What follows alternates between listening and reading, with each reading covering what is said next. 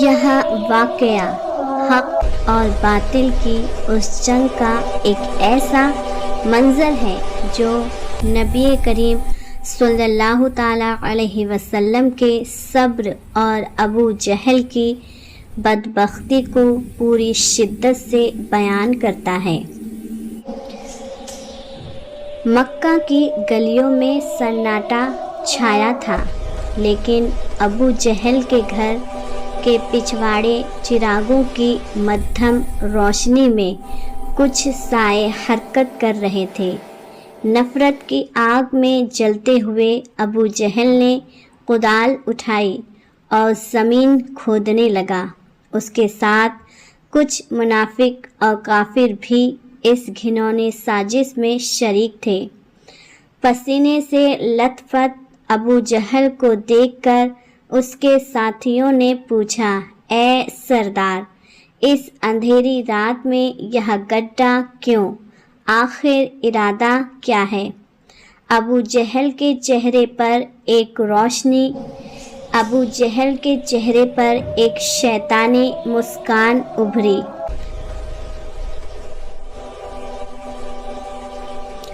اس نے کٹیلتا سے ہنستے ہوئے کہا، بس دیکھتے جاؤ، یہ گڈھا نہیں، محمد صلی اللہ تعالی علیہ وسلم کی راہ کا آخری پڑاؤ ہے۔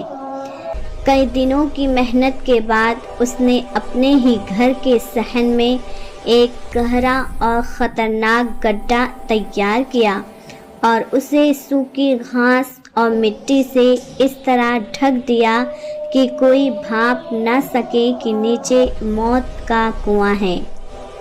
اگلی صبح سازش کو عملی جامہ پہنانے کے لیے ابو جہل نے اپنے ساتھیوں کو بلایا اور کہا، جاؤ اور اسے کہو کہ اس کا چچا آخری سانسیں لے رہا ہے۔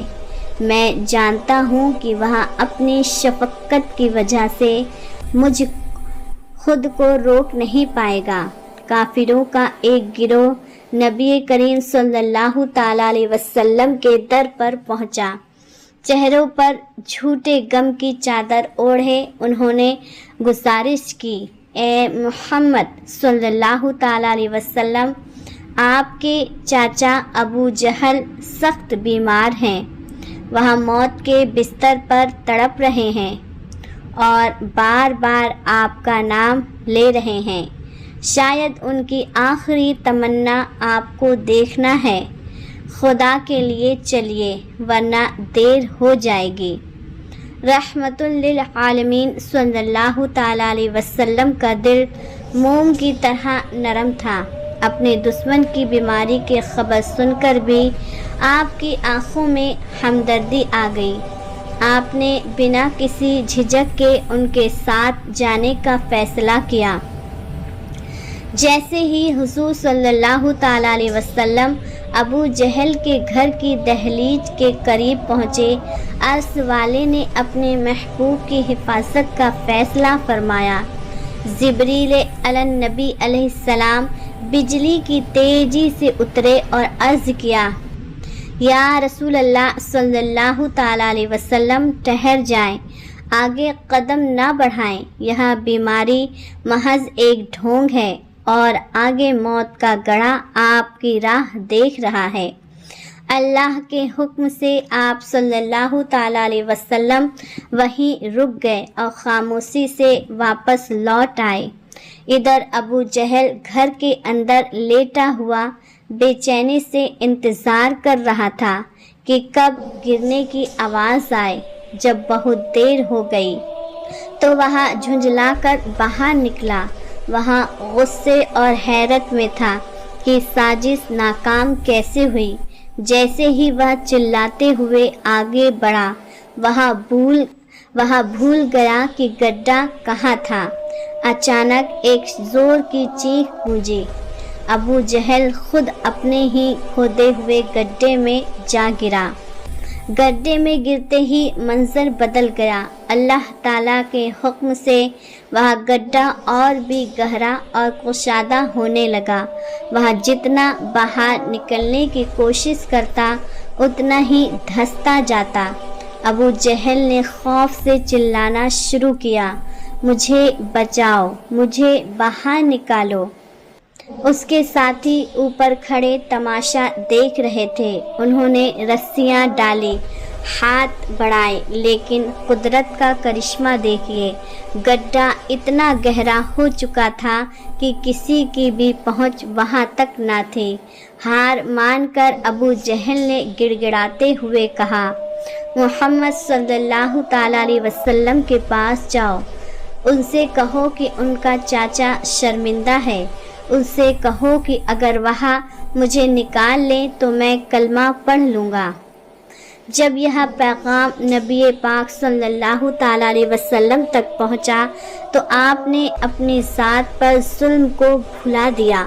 آپ صلی اللہ تعالیٰ علیہ وسلم اس گڑھے کے پاس پہنچے۔ ابو جہل نے روتے ہوئے دہائی دی۔ آپ نے اپنا دست مبارک ہاتھ نیچے بڑھایا۔ ایک اور معجزہ ہوا، وہ گہرا گڈھا سمٹ گیا اور حضور صلی اللہ تعالیٰ علیہ وسلم کا ہاتھ ابو جہل تک پہنچ گیا۔ آپ نے اسے پکڑ کر باہر کھینچ لیا۔ باہر آتے ہی آپ نے فرمایا، چچا جان، اب تو حق کو پہچان لیجئے اور کلمہ پڑھ لیجئے۔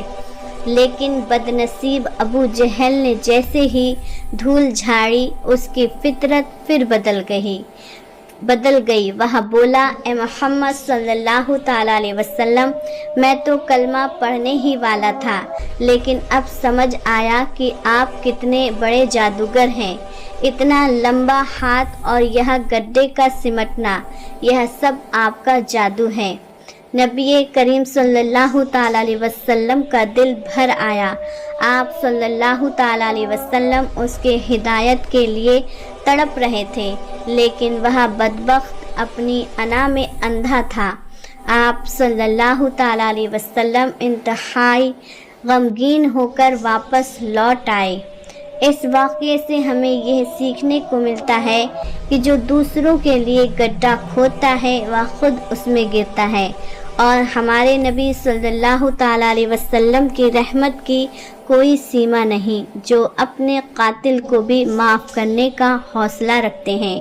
دعا، اے اللہ ہمیں نبی کریم صلی اللہ تعالیٰ علیہ وسلم کی سنت پر چلنے والا بنا، ہمارے دلوں کو حضور صلی اللہ تعالیٰ علیہ وسلم کی محبت سے بھر دے، اور ہمیں قیامت کے دن ان کی شفاعت نصیب فرما۔